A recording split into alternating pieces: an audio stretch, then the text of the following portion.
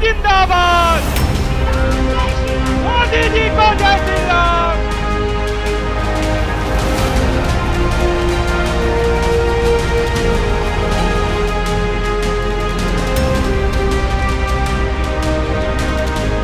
सत्ता के सबसे बड़े इम्तिहान में नरेंद्र मोदी अपनी पूरी तैयारी के साथ उतर रहे हैं। 4 दिनों के अंदर 2 बार बिहार आना इसी तैयारी का ट्रेलर है।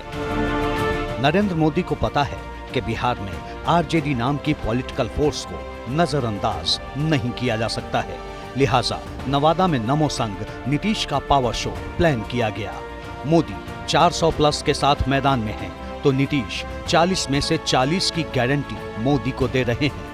हम आपको आश्वस्त करते हैं कि जो काम 5 से हम लोगों ने शुरू किया, भविष्य में कभी हम लोग आपस में नहीं छोड़ेंगे, एक साथ रह करके ही आगे बढ़ाएंगे। पूरा बिहार आगे बढ़ेगा, पूरा देश आगे बढ़ेगा। रैली में आई भीड़ बिहार में मोदी की पॉपुलैरिटी, मोदी का क्रेज तो बता ही रही थी, लेकिन नीतीश फैक्टर भी बीजेपी के गदगद होने की एक वजह है। जब नीतीश कुमार आरजेडी के साथ थे, तब भी वो एनडीए पर तीखे हमले करते थे, लेकिन इस बार एनडीए से जोड़कर उनका तीखापन और बढ़ गया है। मोदी जिंदाबाद। 2006 से जो काम हुआ, खाली याद रखिएगा और देख लीजिए कि जरा कम उम्र के लोग हैं, वो पुरानी बातों को भूल गए। हम सबको चाहेंगे कि अपने बाल बच्चों को भी याद करा दीजिए कि पहले क्या हाल था 5 के पहले। आजकल लोग प्रचार करने आता है और दावा पेश करता है, तो आप जरा याद करिए कि 2005 के पहले पूरे बिहार में क्या हाल था। आप शाम में घर से नहीं निकलते थे। लोग जो पहले कुछ नहीं किए थे, कुछ दिन के लिए हमारे साथ आ गया था, ले आए थे, हम गलती कर से ले आए थे। अब उसके चलते जो हम काम करवाए तो दावा कर रहा है कि हम काम किए। वो क्या काम करेगा? याद करिए ना, 15 साल क्या काम किया, और यहां पर सारा काम हो रहा है। लालू और तेजस्वी नीतीश एक मंच से आरजेडी के अतीत और वर्तमान दोनों को टारगेट कर रहे थे, और नवादा के कुंती नगर मैदान में उमड़ी भीड़ को देखकर नरेंद्र मोदी 40/40 की कल्पना को साकार करने की संभावनाओं का मौन मूल्यांकन कर रहे थे। मोदी जिंदाबाद, नरेंद्र मोदी जिंदाबाद, नरेंद्र मोदी जिंदाबाद।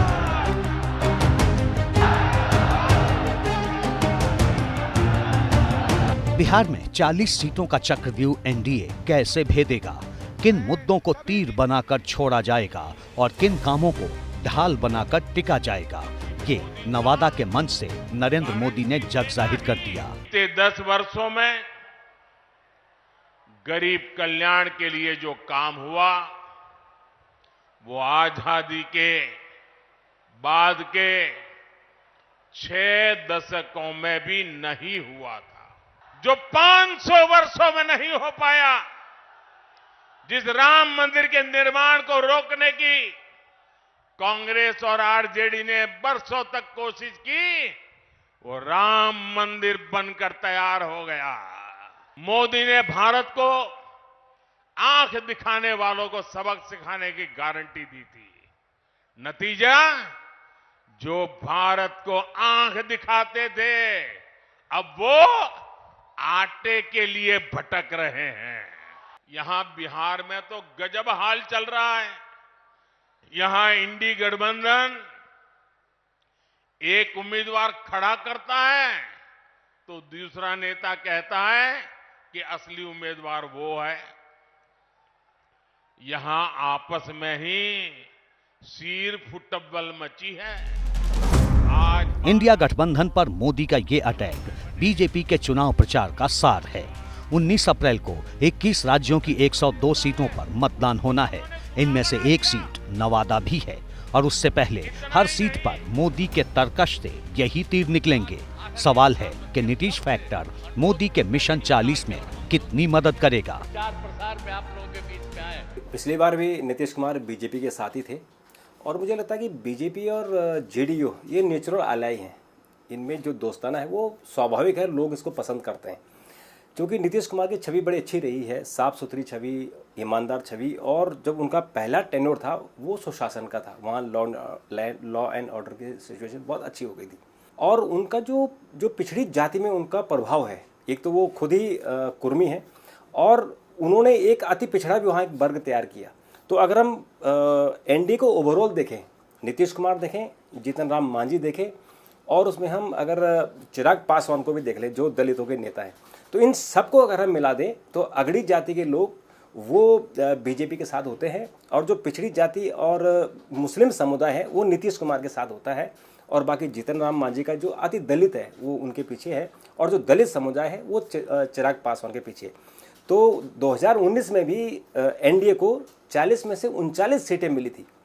इस बार मिलेंगी या नहीं मिलेंगी, ये थोड़ा सा कह सकते हैं कि ये अभी भविष्य के गर्त में है। इंडिया गठबंधन से निकल कर आगे नीतीश कुमार, तो आरजेडी के लिए एक बड़ा झटका हुआ कि वो उस गठबंधन में नहीं है नीतीश कुमार, तो उसका एक बड़ा नुकसान होगा कि आरजेडी और जेडीयू का जो कॉम्बिनेशन होता, गठबंधन होता, वो एक मजबूत तरीके से सीटें हासिल कर सकता था, वो नहीं कर पा रहा। अब दूसरी बात, नीतीश कुमार जी के बार बार आने जाने आवागमन से उनके क्रेडेंशियल्स कमज़ोर हुए हैं, विश्वसनीयता कमज़ोर हुई है। तो बहुत सारे लोग कहते हैं कि इसका नुकसान होगा। नुकसान किस तरह से होगा कि भारतीय जनता पार्टी के साथ आने से जो नीतीश कुमार के साथ जो उनकी सीटें थी, 39 सीटें थी, वो 39 सीटें तो नहीं आने की संभावना लग रही, ठीक है। लेकिन भारतीय जनता पार्टी की जो सीट है वो अपने पास रहेगी, और जो जेडीयू का वोट है वो उसके साथ आएगा। मान लीजिए जेडीयू की सीटें, जो उनके पास 16 सीटें थी, उसमें से आधी भी सीट हो जाती हैं, तो इसको मुनाफा मानना चाहिए कि 7 सीटें 8 सीटें भारतीय जनता पार्टी या एनडीए के खाते में बढ़ गई हैं। इसलिए कितना भी नुकसान जेडीयू का हो जाए, वो अल्टीमेटली फायदा जो है भारतीय जनता पार्टी और एनडीए को होने ही वाला है। एनडीए के पास मोदी जैसा चेहरा है, जिन्हें कई सर्वे में निर्विरोध रूप से देश का सबसे पॉपुलर लीडर माना गया है। बावजूद इसके बिहार में आरजेडी की अगुवाई वाले महागठबंधन को कमजोर नहीं समझा जा सकता। बिहार में बीजेपी के एक मजबूत साथी चुनाव से ऐन पहले तेजस्वी के खेमे में चले गए हैं। सामाजिक न्याय कैसे मजबूत हो, इसके लिए लड़ाई लड़ना है। देश में जो तानाशाह है उनके खिलाफ में हम लोगों को लड़ाई लड़ना है। हम मानते हैं कि ये जो हम लड़ाई लड़ रहे हैं वो आजादी की लड़ाई लड़ रहे हैं। एक समय में हमारे पूर्वज ने जिस तरीके से अंग्रेज को मार के भगाया था, देश को आजाद कराया, उसी तरीके से आज में मुझे लगता है कि देश में ऐसे जो लोग बैठे हैं, जो 5 किलो चावल गांव में गरीब को देकर उसको लगता है कि यही विकास है, तो मुझे लगता है कि ऐसे सख्ती से लड़ाई लड़ना है। वैसे एक और बात पर गौर करना जरूरी है, राजनीति में भीड़ को वोट से जोड़कर नहीं देखना चाहिए। भीड़ मोदी की रैली में भी आ रही है और तेजस्वी भी खूब भीड़ जुटा रहे हैं। दोनों के पास कास्ट कॉम्बिनेशन भी सॉलिड है और जिताऊ कैंडिडेट्स भी हैं। देखना होगा कि 40 में से किसके हिस्से कितनी सीटें आएंगी। गारंटी पूरी करने का मादा है।